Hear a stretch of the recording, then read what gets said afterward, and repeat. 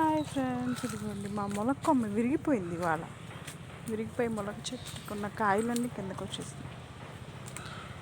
దాంట్లో లేవా అమ్మా?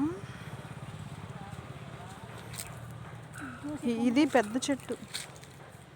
ఇదే నా పెద్ద కొమ్మ. ఇంకా పైన ఉన్నాయి. ఏ కొమ్మ? తోసేనా? ఇంకా దాని పైన ఉన్నాయి అమ్మా కాయలు.